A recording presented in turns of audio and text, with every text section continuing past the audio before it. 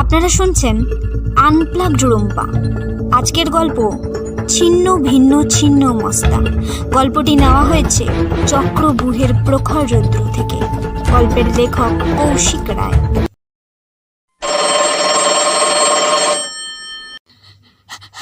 Hello, Baruipur থানা? হ্যাঁ বলুন। শীঘ্রই আসুন স্যার, আমার বাড়ির সামনে। কি হয়েছে আপনার বাড়ির সামনে? খুন, রক্ত চারিদিকে পড়ে আছে। দেখুন, আপনি ভয় পাবেন না, প্লিজ আপনি ভালো করে বলুন, আপনার ঠিকানা বলুন, আমরা এখনই আসছি।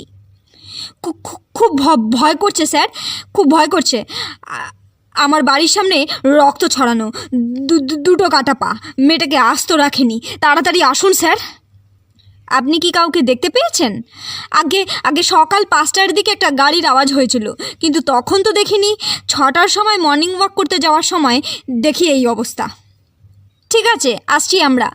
আপনি কিছুতে প্লিজ হাত দেবেন না, বাড়ি থেকে বের হবেন না। শিবানীর টেবিলের ফোনটা দুপুরের দিকে বেজে উঠল। বানি, বাবা বলছি, একবার আমার রুমে আয় তো। শিবানী আর কোনো কথা না বাড়িয়ে ডিআইজির ঘরের দিকে পা বাড়ালো। ঘরের বাইরে থেকে চড়া সুরে কিছু তর্ক বিতর্ক শুনতে পেল। একটু ভয়ে ভয়ে দরজা ফাঁক করে দিয়ে মুখ বাড়ালো। স্যার, আসবো? পুলিশের ডিআইজি শেখর রুদ্র সম্পর্কে শিবানীর বাবা হলেও অফিসে শিবানী হাইলি প্রফেশনালিটি মেনে চলে। যতই হোক তার বসের বস বলে কথা। ঘরে ঢুকতেই শেখরবাবু বললেন, আয়, তোর বস চ্যাটার্জি চাই এই কেসটা তুই দেখ একবার। শিবানী দেখল তার বস প্রদোষ চ্যাটার্জি চায়ের কাপে চুমুক দিতে দিতে তার দিকে মিচকি মিচকি হাসছেন। ঘরে ঢুকে একটা চেয়ার নিয়ে বসতেই খেয়াল করল ঘরের ভেতরের দিকে সোফাতে একটি মোটা করে মধ্যবয়স্ক ভদ্রলোক বসে আছেন। পরনে মফ রঙের শার্ট আর ছাই রঙের প্যান্ট, পরিপাটি করে গোজা। চ্যাটার্জি না ঘুরেই বললেন, বারুইপুর থানার ওসি মৃণাল দেব, একটা ভয়ঙ্কর কেস এসেছে। বারুইপুর থানা আমাদের সহায়তা চায়। কি মৃণালবাবু, আপনিই বলুন। আগে গত 2 সপ্তাহে এই নিয়ে 4টে মার্ডার হয়েছে। শুধু মার্ডার বললে ভুল হবে, নৃশংসভাবে। আগের সপ্তাহে মঙ্গলবার প্রথম খুন হন 1 বছরের 36-এর মহিলা। নগ্ন দেহ পাওয়া যায় হরিনাভি থেকে বারুইপুরের দিকে আসতে একটা ফাঁকা মাঠে। এরপর বৃহস্পতিবার খুন হন বছর 30-এর এক মহিলা। সকালে বারুইপুর স্টেশন থেকে কিছু এগিয়ে রেল লাইনের উপর বডি পাওয়া যায়, ধর থেকে মাথা আলাদা। নগ্ন মহিলা দেহ, মাথা পাওয়া যায় বেশ অনেকটা দূরে। বারুইপুর মহিলা থানা সংলগ্ন নতুন পাড়ার একটা মাঠে ময়লার স্তূপ থেকে, পলি প্যাকেটে বাঁধা। পরের সপ্তাহে খুন মঙ্গলবার রাতে। যথারীতি বডি পাওয়া যায় পরদিন সকালে মাদারহাট চিলড্রেন্স পার্কে। এবার আর 2 নয়, বডি 3 খণ্ড। মস্তকটি পার্কের একধারে, 2টি পা সহ মহিলার নিম্নাঙ্গ অন্যধারে, আর মধ্যভাগের অনাবৃত মহিলা দেহখণ্ডটি কিছু দূরের দুর্গা মন্দিরের পিছনে। আর চতুর্থ মহিলা, আজ সকালে আমরা চাম্পাহাটি ঘটকপুকুর রোডের উপর বাবা পঞ্চাননের মন্দিরের সামনে একটি বাড়ি থেকে ফোন পেয়ে ছুটে যাই। গিয়ে দেখি 2টো কাটা পা, উরুর অংশ থেকে কাটা। দেহের বাকিটা আমরা পাইনি। এখন ওই ভিকটিমদের বাড়িতে খবর নেওয়া আর জিজ্ঞাসাবাদ করা ছাড়া তেমন কোনো বিশেষ প্রোগ্রেস হয়নি। তাই আজ সকালে প্রদোষবাবুকে ফোন করে একবার কেসটা নিয়ে মিট করার আগ্রহ প্রকাশ করি। শিবানী একবার তার বাবা আর একবার তার বসের দিকে তাকায়। প্রদোষবাবু বলেন, তোমার কি মত হে, একবার দেখবে নাকি? শিবানী বাবার দিকে তাকিয়ে থাকে। শেখরবাবুও স্মিত হেসে ঘাড় নেড়ে সম্মতি জানান। এবার শিবানী শুরু করে, এই 4টে খুন কোরিলেটেড নাকি আলাদা ঘটনা, তেমন কোনো ক্লু? মৃণালবাবু কয়েকটি ছবি এগিয়ে দিলেন। মনে তো হচ্ছে একই খুনে। দেহাংশ থেকে হলুদ, সিঁদুর, গন্ধ, কর্পূর এসবের ট্রেস পাওয়া গেছে। আর ফরেন্সিক বলছে বেশ শার্প ছুরি দিয়েই দেহ খণ্ড খণ্ড করা হয়েছে। প্রথমটা মঙ্গলবার, দ্বিতীয়টা বৃহস্পতিবার, তৃতীয়টা মঙ্গলবারে, আর একটা আজ তো বৃহস্পতিবার। খুব সম্ভবত পরের খুনও আগামী মঙ্গলবার হতে চলেছে। মৃণালবাবু চোখ কুঁচকে শেখরবাবুর দিকে তাকালেন। শেখরবাবু হাঁ করে কিছুক্ষণ তাকিয়ে থেকে বললেন, মাথাটা কি একেবারে গেছে? কিছুই দেখলি না, ঠিকঠাক শুনলি না, এদিকে বলে দিলি আগামী মঙ্গলবার আবার খুন। শিবানী ঠোঁট উল্টে বলল, সিঁদুর, গন্ধ, কর্পূর, এত কিছুর পরও কি তোমরা সত্যিই দেখতে পাচ্ছ না? আততায়ী কোনো একটি বিশেষ পূজার মাধ্যমে মেয়েগুলোকে বলি চড়াচ্ছে, আর সেই কারণেই মঙ্গলবার আর বৃহস্পতিবারে সেই পুজোগুলো করছে। আর কটা খুন হবে বলতে পারছি না, তবে এই ধরনের নরবলি সাধারণত বিজোড় সংখ্যায় হয়। খুন 4টে হয়েছে, মানে বিজোড় হতে মিনিমাম আরও 1খানা দরকার। এমনিতে শিবানী অফিসে পেশা দায়িত্ব মেনে চলে ঠিকই, কিন্তু উত্তেজনার চরম মুহূর্তে সে কখন যেন আপনি থেকে তুমিতে নেমে এসেছে নিজেও বুঝতে পারেনি। ঘরের সকলে একে অন্যের মুখের দিকে চাওয়াচাই করতে লাগলেন। মৃণালবাবু ভয়ার্ত কণ্ঠে বলে উঠলেন, তাহলে উপায়? শিবানী বলে ওঠে, মৃতদেহের কোনো কমন লিঙ্ক? 4 নম্বর মহিলার তো এখনো কোনো শনাক্তকরণ হয়নি। বাকি 2জন পেশায় দেহ ব্যবসায়ী ছিলেন আর 2জন অবিবাহিত ছিলেন। প্রদোষবাবু চায়ের কাপ নামিয়ে রেখে শেখর বাবুর দিকে ফিরে বলেন, বুঝলেন স্যার, মনে হচ্ছে কোনো স্বনিযুক্ত সমাজ সংস্কারক নিজ হাতে এইসব দেহ ব্যবসায়ীকে সাফ করার ব্রত নিয়েছে। বুঝলেন কি না, ওই আর কি নীতি পুলিশটাই। শিবানী ঝুঁকে পড়ে বলল, সেটা হতে পারত, কিন্তু এক্ষেত্রে 2টো খটকা রয়েই যায়। আমাদের নীতি পুলিশ খুনি একজন বেশ্যাকে খুন করতে চায়, তা বেশ, শুধু শুধু তাকে পুজো করতে যাবে কেন? আর 2জন অবিবাহিত ছিল। চ্যাটার্জি মুখের কথা ছিনিয়ে নিয়ে বলল, আরে বুঝলে না, শুদ্ধিকরণ প্রক্রিয়া, দেবতার উদ্দেশ্যে বলি চড়ানোর আগে শুদ্ধিকরণ প্রক্রিয়া। সেটাও মেনে নিলে আর একটা খটকা থেকে যায়। নীতি পুলিশের যদি যৌনতা এতটাই অস্বস্তিদায়ক হয়, তাহলে সে খুন করার পর নগ্ন নারীদেহ ছড়িয়ে রাখবে কেন? নগ্ন নারীদেহ না চাইতেও যৌনতারই প্রতীক হিসেবে ধরা হয়। এবার প্রদোষবাবু একটু বিরক্ত হয়ে উঠলেন। এরকম একটা বিকৃত মস্তিষ্কের কাজের লজিক খোঁজা পাগলামি। তার মনে হয়েছে তাই নগ্ন দেহাংশ ছড়িয়ে দিয়েছে। শিবানী আর বেশি কথা না বলে শুধু বলে, মৃণালবাবু অসহায়ভাবে তাকিয়ে বললেন, তাহলে এখন আমরা কি করি? শিবানী বলল, আপনি চাইলে সব রিপোর্টের 1 কপি করে রেখে যেতে পারেন। আমি যদি কিছু জানতে পারি আপনাকে জানাবো। এর মধ্যেই মৃণালবাবুর মোবাইল বেজে ওঠে। ও আচ্ছা, পাওয়া গেছে? হ্যাঁ, তোমরা খুঁজতে থাকো, না হলে শনাক্ত করা সমস্যা হয়ে যাবে যে। মৃণালবাবু ফোন রেখে বলেন, আগে দেহের নিম্নাঙ্গের অংশটুকু পাওয়া গেছে, মানে উরুর উপর থেকে পেট অবধি। পেট থেকে উপরের বাকি অংশ আমার লোকেরা খুঁজে বেড়াচ্ছে। চ্যাটার্জি বাবু গম্ভীর মুখে বললেন, বুঝলে হে মৃণাল, পরের মঙ্গলবার নাইট ডিউটিটা বাড়িয়ে দাও। মৃণালবাবু উঠে যাবেন। হঠাৎ শিবানী প্রশ্ন করে বসল, আপনি তো অনেকদিন হলো বিপত্নিক, আপনার ছেলেও বোধহয় আপনার সঙ্গে থাকে না, সম্ভবত IIT দিল্লি। মৃণালবাবু চমকে উঠে বললেন, হ্যাঁ, মানে আমার ছেলে যখন 5 বছর বয়স তখনই আমার স্ত্রী মারা যান। ছেলে এখন IIT দিল্লিতেই পড়ে, ফাইনাল ইয়ার ইলেকট্রিক্যাল। আমি একাই থাকি।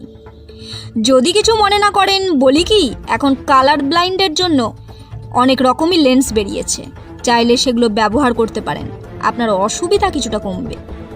মৃণালবাবু আরও ঘাবড়ে গিয়ে বললেন, হ্যাঁ, ছেলেও বলছিল বটে, দেখি কবে ডাক্তারের কাছে যাওয়া যায়।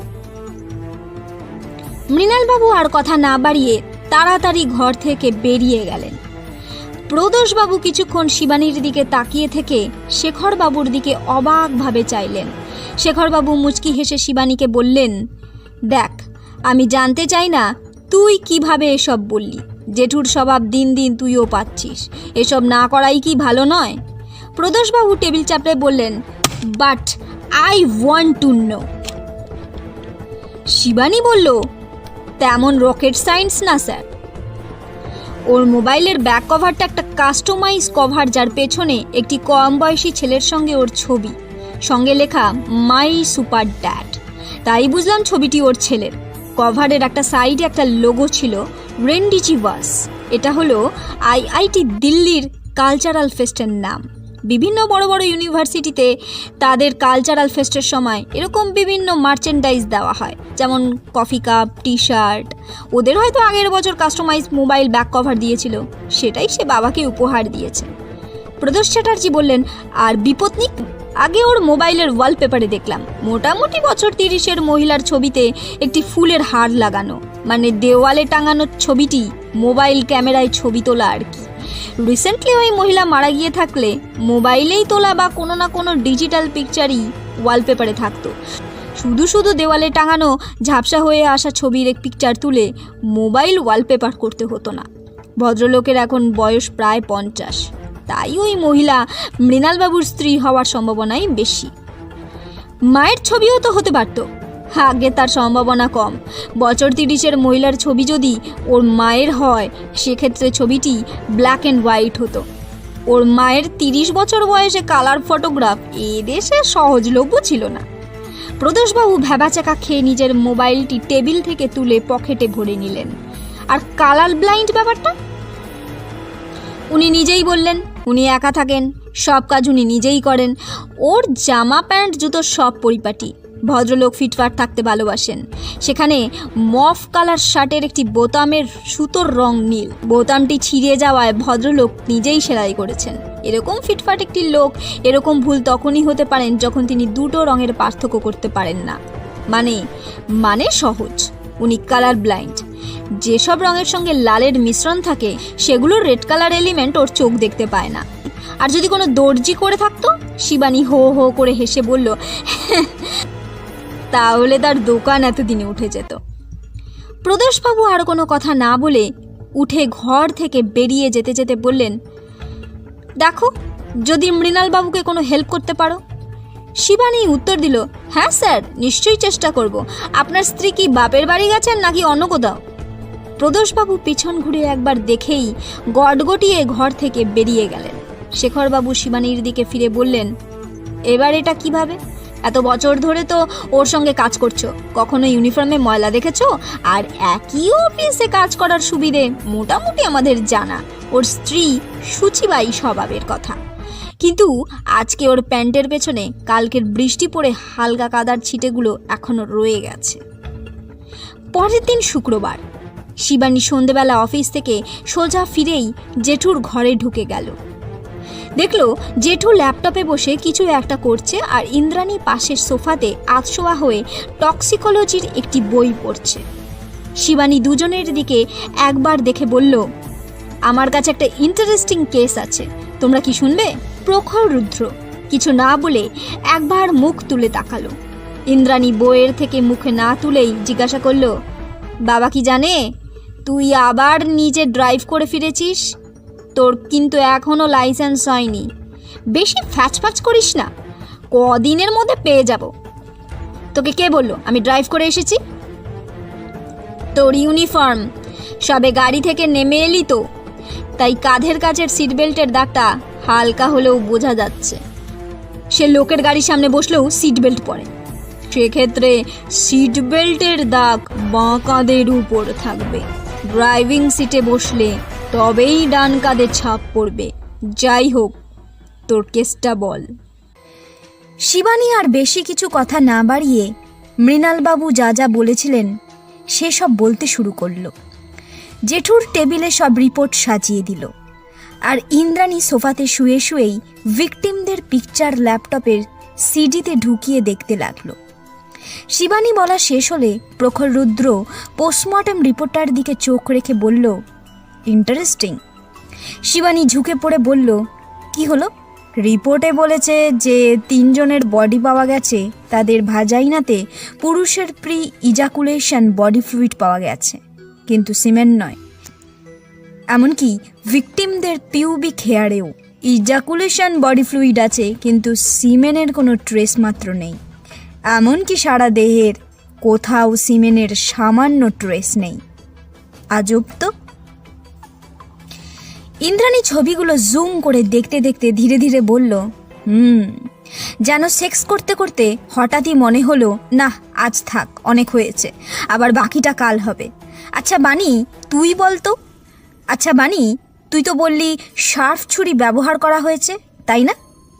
শিবানী বলল, হ্যাঁ ফরেন্সিক তাই বলেছে। জেঠুমনি বলল, চতুর্থ বডির সব পার্ট খুঁজে পাওয়া দরকার, তবে তুই বোধহয় ঠিক দিকেই এগোচ্ছিস। পরের খুনটা মঙ্গলবারই হবে। ইন্দ্রাণী সোফাতে উঠে বসে সোজা হয়ে বলল, তোরা কি জানিস তোদের আতাতীয় পার্কিনসনের মতো কোনো নার্ভের অসুখে ভুগছে? শিবানী ঝুঁকে পড়ে বলল, মানে? দেখ, ইন্দ্রাণী সব ছবিগুলোকে জুম করে দেহের কাটা অংশগুলোর উপর রাখল। ধারালো ছুরি দিয়ে কাটা, তাই কাটা জায়গাগুলো শার্প, কোনো ঘষে ঘষে বল প্রয়োগ করে কাটার চিহ্ন নেই। কিন্তু কাটার লাইনটা মোটেই একই রেখায় নয়। কখনো কাটতে কাটতে ভিতরের দিকে চলে গেছে অনেকটা, আবার কখনো কখনো বাইরের দিকে। ছুরি ধারালো হলে সাধারণত এরকম তখনই হতে পারে যদি কাটার সময় তার হাত কাঁপতে থাকে। আর এরকম একজন ঠান্ডা মাথার খুনের হাত ভয়ে কাঁপবে না নিশ্চয়ই। এবার জেঠুমনি বলল, একবার পারলে মৃণালবাবুকে ফোন করে বডির বাকি পার্টগুলো খুঁজে পেল কি না জিজ্ঞাসা করত। আর কোনো ফিঙ্গারপ্রিন্টস আর কোনো প্রত্যক্ষদর্শী? শিবানী ফোন করে কিছুক্ষণ কথা বলে জেঠুর দিকে ফিরে বলল, হ্যাঁ বডির বাকি পার্টসগুলো পাওয়া গিয়েছে, যথারীতি ছিন্ন মস্তক আর দেহের ঊর্ধ্বাংশ, পেট থেকে গলা অবধি। আর প্রত্যক্ষদর্শী বলতে চতুর্থ দেহখণ্ডগুলি যার বাড়ি থেকে পাওয়া গেছে সেই নিহার চৌধুরী আর ওরই পাড়ার নাইট গার্ড। দুজনে প্রায় একই সময় দেখতে পান, একজন বাড়ি থেকে বের হই, অন্যজন রাস্তা থেকে। ফিঙ্গারপ্রিন্ট সহজ নয়, আমাদের স্কিনের উপর লিভিং বডিতেই ফিঙ্গারপ্রিন্ট সাস্টেন্স করে 5 মিনিট, সেখানে মৃত শরীরে তো খুঁজে পাওয়া প্রায় অসম্ভব। ইন্দ্রাণী মাথা না তুলেই জবাব দিল, আরটিএক্স মানে? প্রখর রুদ্র উত্তর দিল, ruthenium tetra oxide, highly unstable reactive agent with organic compounds. ঘামের অর্গানিক ইনসলিবল কম্পাউন্ডের সঙ্গে বিক্রিয়া করে রুথেনিয়াম ডাই অক্সাইডে রূপান্তরিত হয়, যা অনেক বেশি স্টেবল আর রং গাঢ় ছাই। মূলত মৃতদেহের উপর থেকে ফিঙ্গারপ্রিন্ট ডেভেলপ করতে কাজে লাগে। এবার বডি পার্টসগুলো লালবাজারে পাঠাতে বল। আই এম শিওর কিছু না কিছু পাওয়া যাবে। এত নৃশংসভাবে মানুষগুলোকে কেটেছে, কিছু না কিছু ফিঙ্গারপ্রিন্ট তো ভুলবশত হলেও থেকেই যাবে। শিবানী একবার ইন্দ্রাণীর দিকে অবাক দৃষ্টিতে তাকায়, তারপর মৃণালবাবুকে ফোন করে, I want all this body parts at Lalbazar now. সোমবার সকালের ব্যস্ত অফিসের ফাঁকে জেঠুমনিকে শিবানীর ফোন। মৃণালবাবু বেশ কাজের লোক আর অভিজ্ঞও বটে। কোনো ক্লু না পেয়ে এলোপাথারি সন্দেহজনক সবার ফিঙ্গারপ্রিন্ট নিয়েছেন। ও জিজ্ঞাসাবাদ করেছেন, সব আপডেটও দিয়েছেন, সব ভিকটিমদের ফোন কল লিস্ট বের করে আতিপাতি করে সব তোলপাড় করে ফেলেছেন। সবার মধ্যে একটি নম্বর কমন, নিহার চৌধুরী। আচ্ছা, স্ট্রেঞ্জ। ভদ্রলোক কি বলছেন? জেরার মুখে তিনি স্বীকার করেছেন একা থাকেন, তাই আর কি বিভিন্ন এক্সপার্ট সার্ভিসে তার চেনা জানা আছে। সেখান থেকেই তিনি মাঝে মাঝে এই সব সমস্ত মহিলাকে ফোন করে রাতে তার বাড়িতে আসতে বলে থাকেন। দ্বিতীয় মহিলাটি তার অফিসের পরিচিতি, নিজের বাড়িতেই ডেকেছিলেন। বুঝতে পারছো তো ব্যাপারটা? কি জন্য আর নাইবা বললাম। ফিঙ্গারপ্রিন্ট কি বলছে? ফিঙ্গারপ্রিন্ট ম্যাচ করেছে, কিন্তু সমস্যা অন্য জায়গায়। উনি স্বীকার করেছেন ওই সবকটি মহিলার সঙ্গে খুনের আগের রাতগুলোতে তিনি শারীরিকভাবে ঘনিষ্ঠ হয়েছেন, তাই ওদের দেহে নিহার চৌধুরীর ফিঙ্গারপ্রিন্টস থাকতেই পারে, অস্বাভাবিক কিছুই না। আর প্রিজাকুলেশন বডি ফ্লুইড ব্যাপারটা ওই আবার ডেড এন্ড। উনি নিজেই স্বীকার করেছেন ওদের সঙ্গে শারীরিকভাবে ঘনিষ্ঠ হয়েছিলেন। কারোর সঙ্গে সেক্স করাটা তো আর অপরাধের মধ্যে পড়ে না, তার বেসিসে কি করে আমরা কাউকে খুনের কেসে দিতে পারি? আমরা আমাদের মতো করা জেরা করে যাচ্ছি, কিন্তু উনি একই কথাই বলছেন। ওর মতে ওই মহিলারা তার বাড়ি থেকে বের হওয়ার পরেই হয়তো কেউ তাদের টার্গেট করেছিল।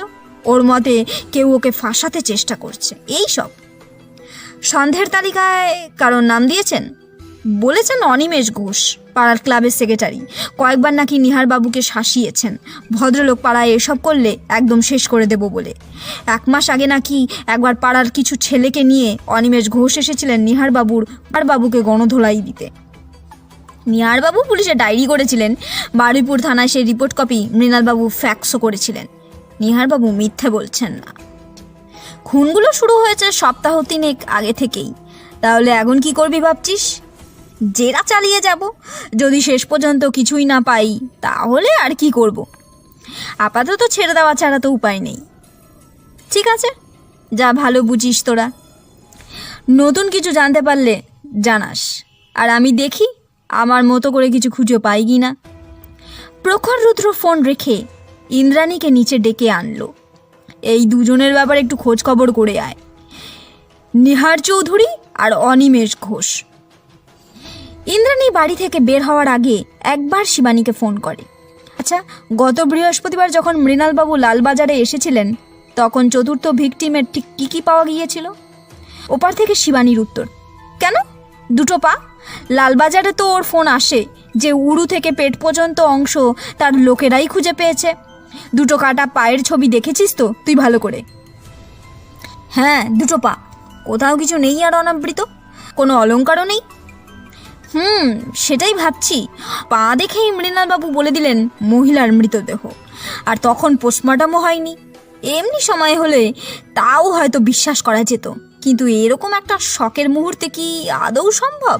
যাই হোক, তুই রাখ, আমি দেখছি। সে হয়তো আগের 3 জন মহিলা ছিলেন তাই। ইন্দ্রাণী আর শিবানীর পুরো কথা না শুনেই ফোন কেটে দেয়। হ্যালো শেখর, আমি দাদা বলছি। ফোনের ওপার থেকে শেখর রুদ্র ফোন ধরেছেন। হ্যাঁ দাদা, বল রে। একটু লেট হচ্ছে ফিরতে, তুই কিন্তু চিন্তা করিস না, 1 ঘন্টার মধ্যে বের হচ্ছি। প্রখর রুদ্র উৎকণ্ঠায় গলায় বলল, সেটা নয়, ইন্দ্রাণী সকালে বাড়ি থেকে বেরিয়েছিল, মাঝে দুপুরে একবার ফোন করেছিল, কিন্তু এখন তো রাত 8টা বাজতে যায়, ফিরল না, ফোনও সুইচ অফ বলছে। ও আচ্ছা, আরে আজকালকার মেয়ে আছে বন্ধু বান্ধবের সঙ্গে, হয়তো ফোনে চার্জ নেই, আর ঘন্টাখানেক দেখি, এর মধ্যে না ফিরলে দেখছি। প্রখর রুদ্র ফোন রেখে শিবানীকে কল করলো। ইন্দ্রাণী এখনো বাড়ি ফেরেনি। সকালে তুই ফোন করার পর কটা কাঁচ দিয়ে বারুইপুরে পাঠিয়েছিলাম, এখনো ফোনটা অফ। তোর বাবা ব্যাপারটা গুরুত্ব দিচ্ছে না, কিন্তু আমার ব্যাপারটা মোটেও ভালো লাগছে না। শিবানী আতকে উঠে জবাব দেয়, কি বলছো কি তুমি ওকে এরকম একা একা পাঠিয়ে দিলে? আর ও কি পাগল? ঠিক আছে তুমি ফোন রাখো, আমি দেখছি। শিবানী ফোন রেখেই কন্ট্রোল রুমে ফোন করে। দাসবাবু, আমি একটি ফোন নম্বর পাঠাচ্ছি, প্লিজ লাস্ট লোকেশন কোথায় তাড়াতাড়ি জানান। শিবানী বারুইপুরের দিকে গাড়ি ছোটায়। এখনও ইন্দ্রাণীর মাথাটা ঝিমঝিম করছে, চোখ ঝাপসা, শুধু দেখতে পাচ্ছে তার চারদিকে বৃত্তাকারে মোমবাতি জ্বলছে, সামনে ধূপ ধুনো গন্ধ কর্পূর ছড়ানো। মোমবাতির আলোকবৃত্তের বাইরে একটি লোক আলখাল্লার মতো পোশাক পরে নিচু হয়ে একটা লাল মলাটের বই থেকে কিছু মন্ত্র বিড়বিড় করে পড়ে যাচ্ছে, আর মাঝে মাঝে উপরের দিকে 2 হাত তুলে সামনের অগ্নিকুণ্ডে ঘি ঢেলে দিচ্ছে। অন্ধকারের লোকটির মুখ দেখা না গেলেও ইন্দ্রাণী সেটা জানে সে কে, তাই চিৎকার করে বলতে চাইল, শয়তান, তোর খেলা শেষ, কিন্তু পারল না। এতক্ষণে ইন্দ্রাণী বুঝল তার মুখে কাপড় গুজে দেওয়া হয়েছে। এবার একটা ভয়ের গাঢ় গন্ধ ইন্দ্রাণীর নাক দিয়ে ফুসফুসে ঢুকে এলো, পাথারি চিৎকার করতে লাগলো, কিন্তু তার শব্দ শুধুই ইন্দ্রাণী পাচ্ছে। কন্ট্রোল রুম থেকে শিবানীর ফোন আসে। ইন্দ্রাণীর ফোন শেষ ধরা পড়েছে বারুইপুর স্টেশন রোডের উপরে, তারপর আর পাওয়া যাচ্ছে না। শিবানী বুঝতে পারে না স্টেশন রোডের মতো এত বড় জায়গায় কোথায় ইন্দ্রাণীকে খুঁজবে। শিবানীর ফোনে হঠাৎ বিকাশের ফোন। কলেজে পড়তে বিকাশ, শিবানী, ইন্দ্রাণী, আফিস ও মৌলিকের 5 জনের একটি গ্রুপ ছিল, যারা বিভিন্ন রহস্য সমাধান করে নিজেদের মধ্যে একটি সিক্রেট ফেসবুক গ্রুপে শেয়ার করত। এটা অনেকটা তাদের কাছে একটা গেমের মতো ছিল। কে কতটা কাউকে দেখেই তথ্য সংগ্রহ করে ফেলতে পারত তার খেলা, কিন্তু সেসব 5 বছর আগের কথা। তাই টেনশনের মুহূর্তে শিবানী ফোন কেটে দেয়। এবার শিবানী অনিচ্ছা সত্ত্বেও ধরার সঙ্গে সঙ্গে বিকাশ বলে উঠল, ইন্দ্রাণী কোথায়? মানে তুই কি জানিস ইন্দ্রাণীকে সন্ধ্যা থেকে খুঁজে পাওয়া যাচ্ছে না? আমি এটাই ভয় করছিলাম, কলেজে থাকতেও ডাকাবুকো স্বভাবের ছিল, এখনও বদলালো না। আমার সিক্রেট ফেসবুক গ্রুপেও 6টার দিকে লাইভে এসেছিল, একটা লোকের সঙ্গে কথা বলছিল, মনে হচ্ছিল লুকিয়ে লোকটার জবাববন্দি রেকর্ড করছিল। আমি অফিস থেকে ফিরে জাস্ট দেখে হাড় হিম হয়ে গেল। তুইও তাড়াতাড়ি দেখ, কোনো বড় বিপদ হওয়ার আগে ওকে খুঁজে বের কর। জায়গাটা 1 কিমি রেডিয়াসের একটা মন্দির আর মসজিদ দুটোই আছে।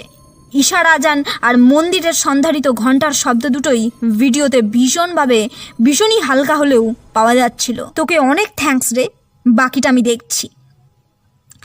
শিবানী মৃণালবাবুকে ফোন করে, প্লিজ তাড়াতাড়ি স্টেশন রোডে আসুন, আমার বোন ওই শয়তানটার খপ্পরে পড়েছে, আমি 10 মিনিটে বারুইপুর ঢুকছি। অন্ধকারে লোকটা মন্ত্র পড়া শেষ করে উঠে দাঁড়িয়ে বলে ওঠে, হে মা শক্তি দে। নিজের কালো আলখাল্লাটা এক টানে খুলে দিয়ে নগ্ন শরীরে হাতে একটা লম্বা ধারালো ছুরি নিয়ে ইন্দ্রাণীর দিকে এগিয়ে আসতে থাকে। ইন্দ্রাণী ভয়ে গোয়াতে থাকে, ছটফটিয়ে ওঠে, কিন্তু তার হাত পা সব বাঁধা।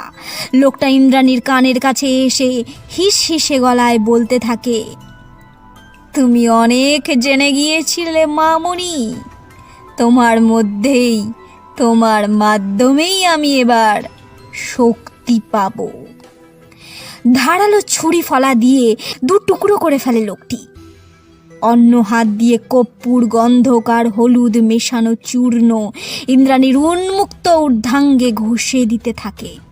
কর্পূর আর গন্ধকের গাঢ় গন্ধে ইন্দ্রাণীর দম বন্ধ হয়ে যেতে থাকে। ভয় আর ঘৃণায় সে কোকিয়ে ওঠে। লোকটি এবার ইন্দ্রাণীর ঊর্ধ্বাঙ্গের অন্তর্বাসে ট্র্যাপের ওপর ধারালো ছুরিটা রেখে কাটতে উদ্যত হয়। ইন্দ্রাণী ভয়ে ছটফটিয়ে চেঁচাতে চেষ্টা করে। লোকটা খিলখিলিয়ে হেসে ওঠে।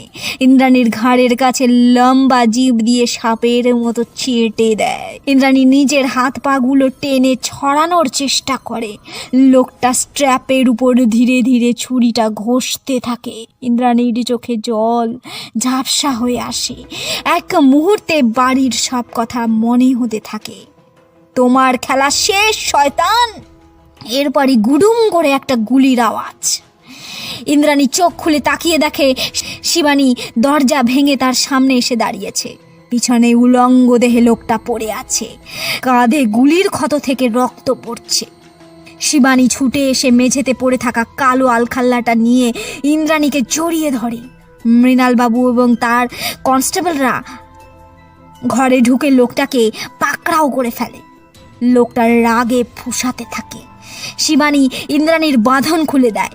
ইন্দ্রাণী শিবানীকে জড়িয়ে ধরে কাঁদতে থাকে। শিবানীরও চোখে জল চলে আসে, তাও সামলে নিয়ে বলে, গুড গুড জব ইন্দ্রা, শয়তানটার ফাঁসি যাতে হয় আমি দেখব। এখন বাড়ি চল, সবাই চিন্তা করছে। ইন্দ্রাণী এবার কিছুটা ধাতস্থ হয়ে নিজের দিকে ইশারা করে বলে, কিন্তু এই অবস্থায় গেলে বাবা আমাকে মেরেই ফেলবে আর জেঠুকে এইসবের জন্য দায়ী করবে। ওকে দাঁড়া, আমি দেখছি। শিবানী বাইরের দিকে মৃণালবাবুকে ডেকে পাঠায়। মৃণালবাবু বলছি আপনি তো একাই থাকেন, আপনার বাড়ির বাথরুমটা যদি একটু ব্যবহার করা যেত, মানে ইন্দ্রার যা অবস্থা। আরে নিশ্চয়ই, এতে বলার কি আছে, আসুন। আর আমি একটা কনস্টেবলকে পাঠিয়ে এক্ষুনি পাশের কোনো একটা দোকান থেকে একটা পোশাকের ব্যবস্থা করে দিচ্ছি। Thank you মৃণালবাবু। আর একটা অনুরোধ, আপনারা ভিডিও এভিডেন্স তো পেয়েই গেছেন, আতাতিয়ার জবানবন্দি। আমার মনে হয় কোর্টে আপনাদের শাস্তি নিশ্চিত করতে আর কোনো অসুবিধা হবে না, কিন্তু শুধু একটা অনুরোধ, বোনের এই ব্যাপারটা যদি লালবাজার পর্যন্ত না পৌঁছায় তাহলে কৃতজ্ঞ থাকবো। ওকে, তাই হবে শিবানী। তোমরা 2 বোন খুব সাহসী, তোমরা সুস্থ থাকো। রাত 10:30। শিবানীর সাদা স্করপিওটায় 2 বোন সামনে উঠে পড়ে। মৃণালবাবুর বাড়ি থেকে ভালো করে স্নান করে নতুন পোশাক পরে ইন্দ্রাণী গাড়ির সামনে ভয়ে কুঁকড়ে বসে রয়েছে। শিবানী চুপচাপ স্টিয়ারিং হাতে বাড়ির দিকে গাড়ি ছোটায়। ইন্দ্রাণী অস্পষ্ট স্বরে বলে, বিনা লাইসেন্সে গাড়ি চালালে বাবা বকবে। শিবানী কিছু না বলে পকেট থেকে একটা সদ্য পাওয়ার লাইসেন্সটা ইন্দ্রাণীর দিকে এগিয়ে দিয়ে বলে, আর আপনি বিনা লাইসেন্সে যেটা করলেন সেটা নিয়ে কিছু বলবেন কি? পারফেক্ট ক্রাইম ছিল।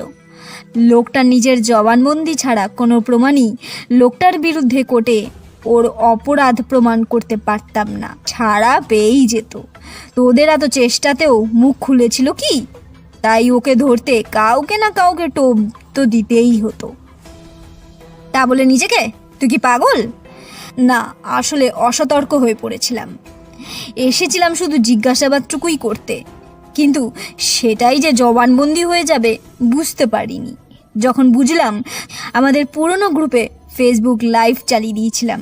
ভেবেছিলাম তুই নিশ্চয়ই ভিডিওটা দেখেই অফিস থেকে বেরিয়ে পড়বি। শিবানী ইন্দ্রাণীর হাতটা চেপে ধরে, সরি রে, এতটাই বিজি ছিলাম যে ফেসবুক দেখা হয়নি। সত্যি গুড জব। তোকে চিন্তা করতে হবে না, বাড়িতে সামনে নিয়েছি। বলেছি তুই শপিং করতে গিয়েছিলি, ফোন চার্জ ছিল না। তুই তোর বন্ধুর ফোন থেকে আমায় ফোন করেছিলি। আমরা একসঙ্গেই ফিরছি। Thank you. ভিডিওটা কি তুই পুরোটা দেখেছিলি? না রে, পুরোটা দেখার মতো তখন সময় ছিল না।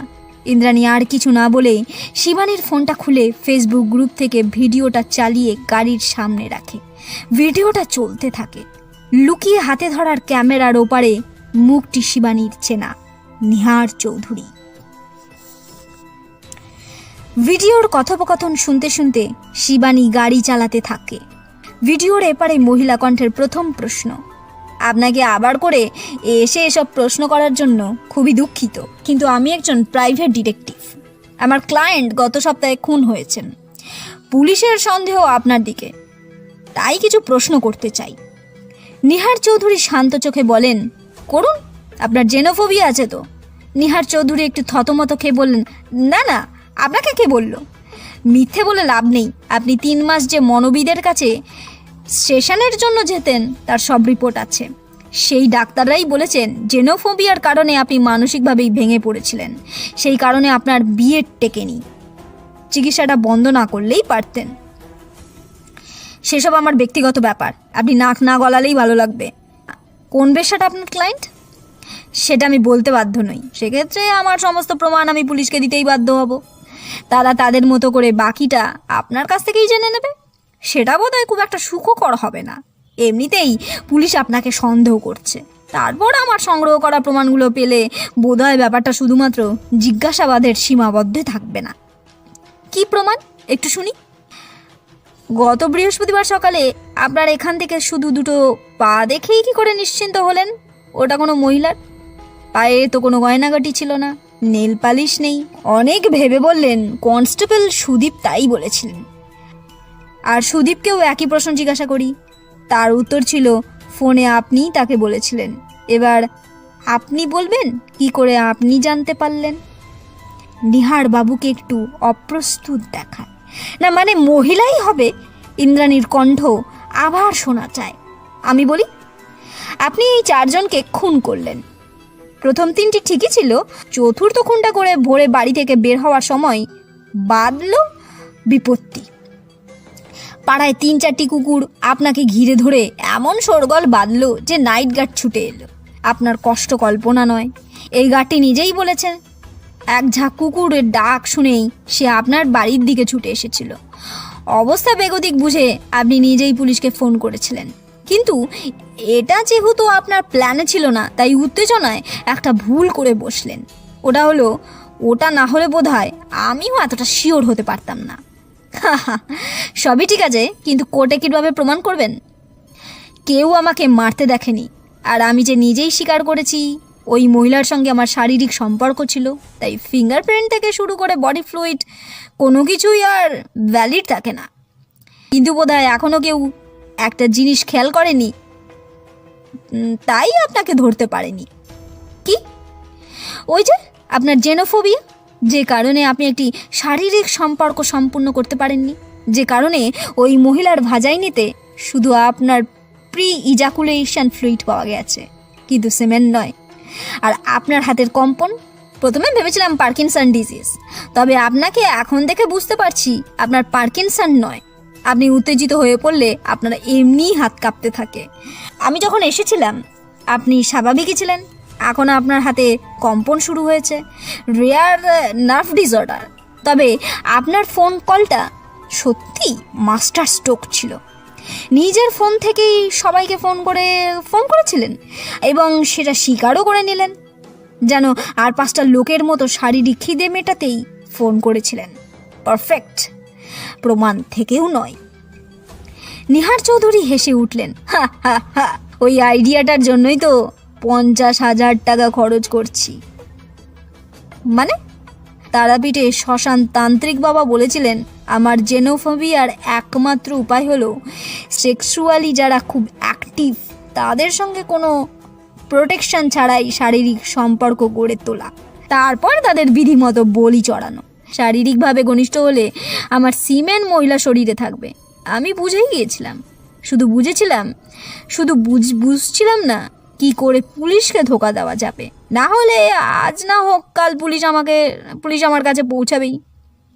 তখনই একদিন পেপারে বিজ্ঞাপন দেখলাম, ডার্ক হর্স কনসালটেন্ট ক্রিমিনাল, যেখানে অপরাধকে পারফেক্ট ক্রাইমে রূপ দিতে সিদ্ধহস্ত।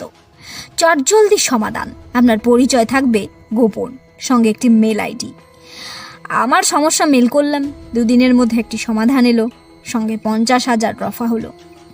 ইন্দ্রাণী কেমন যেন জড়ানো কণ্ঠস্বর ক্যামেরার পেছন থেকে শোনা গেল।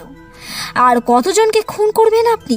আপনার দেহখণ্ডের সংখ্যা তো ফিবোনাচি সিরিজে বাড়ছে। ওসব ফিনোচি ফিচি বুঝি না। গুরুদেব বলেছিলেন প্রথম একটা খণ্ড, পরেরটা 2, তারপরেরটা 3, তারপরেরটা 5, তারপরেরটা 8। কটা খুন করতে হবে জানি না। গুরুদেব বলেছিলেন যতদিন না আমি শক্তি পাবো ততদিন। তুমি কি জানো মামুনি, আমি এত কিছু তোমায় বলছি কেন? ইন্দ্রাণী জড়ানোর গলা শোনা যায়। কেন? গুরুদেব বলেছিলেন যখনই এই দেহখণ্ডের সিরিজের কোনো জোড় সংখ্যা আসবে তখন আমাকে একটি কুমারী মেয়ের বলি দিতে হবে। আর আজ রাতে তোমার বলি চড়বে মামুনি। তুমি আসতেই যে জলটা খেয়েছো ওটা ঘুমের ওষুধ। আজ তোমার শেষ দিন। ফোনটা ইন্দ্রাণীর হাত থেকে আলগা হয়ে মেঝেতে পড়ে যায়। নিহার বাবু উঠে এসে ফোনটা তুলে নেয়, আছড়ে ভেঙে ফেলেন। রুদ্র পরিবারে রাতের খাবার টেবিলে যথারীতি সবাই একসঙ্গে খেতে বসে। শিবানী এ কথা সে কথা করে ইন্দ্রাণীকে স্বাভাবিক রাখার চেষ্টা করে। বাবা মা কিংবা জেঠু জেনে গেলে ইন্দ্রাণীকে অনেক বকা শুনতে হবে, আর বাবা জেঠুর উপরে রাগারাগি করবে। তাই এই ব্যাপারটা কারোর জানা নাই ভালো। ইন্দ্রাণী চুপচাপ খেতে থাকে। হঠাৎ হোয়াটসঅ্যাপে একটা মেসেজ আসে।